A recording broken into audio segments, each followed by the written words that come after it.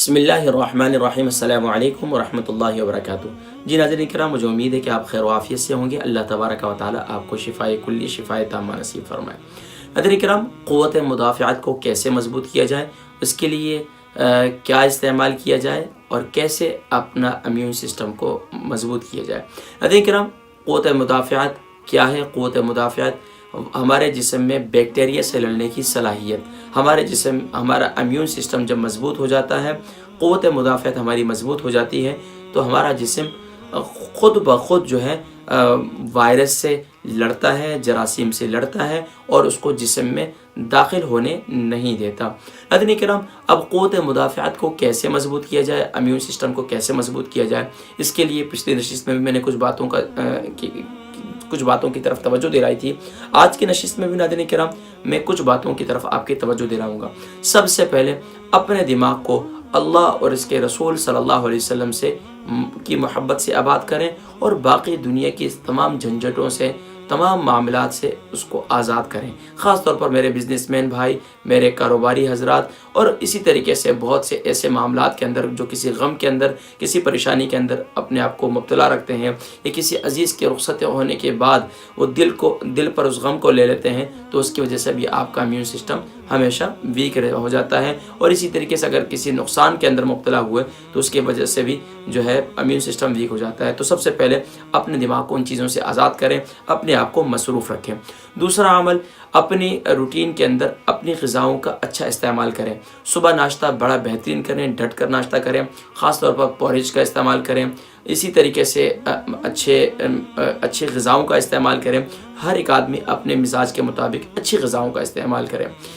ڈٹ کر ناشتہ، کہا جاتا ہے کہ ناشتہ جو ہے وہ بادشاہوں والا ہونا چاہیے، دوپہر کا کھانا امیروں والا ہونا چاہیے، اور رات کا کھانا جو ہے غریبوں والا ہونا چاہیے۔ یعنی کہ صبح کا ناشتہ جو ہے وہ ڈٹ کر ہونا چاہیے، دوپہر کا کھانا جو ہے وہ نارمل ہونا چاہیے، اور رات کا کھانا جو ہے وہ کم ہونا چاہیے۔ تو اس لیے اس پر توجہ دیجیے۔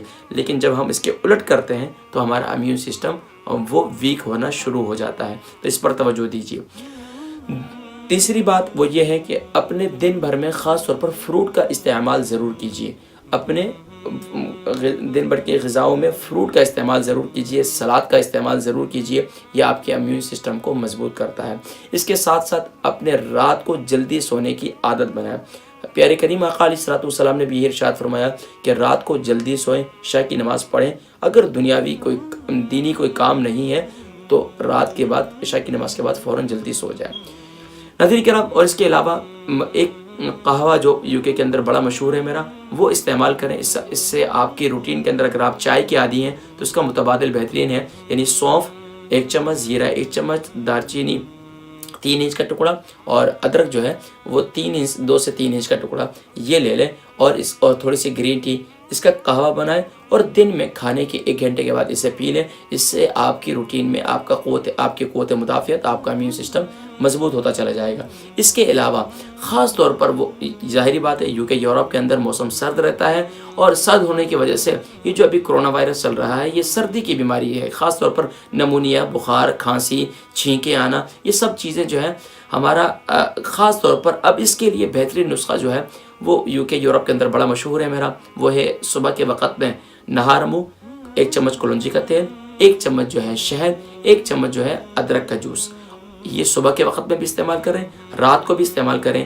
دمے کے مریض ہیں، کھانسی کے مریض ہیں، بخار رہتا ہے، انشاءاللہ اللہ تبارک و تعالیٰ اس نسخے کی برکت سے امیون سسٹم کو بھی مضبوط کر دیں گے، اور قوت مدافعت بھی آپ کی مضبوط ہو جائے گی، اور آپ کا جسم انشاءاللہ وائرس کو آپ کے اپنے جسم میں داخل ہونے نہیں دے گا، اور انشاءاللہ آپ کا جسم خود بخود اس قابل ہو جائے گا کہ آپ جو ہے امیون سسٹم آپ کا مضبوط ہو جائے گا۔ اللہ تبارک و تعالیٰ ہم سب کو ہر قسم کی وباؤں سے، بیماریوں سے، پریشانیوں سے محفوظ فرمائے، اور جو بھی بیمار ہیں اللہ کریم سب کو شفائے کلی، شفائے تامہ نصیب فرمائے۔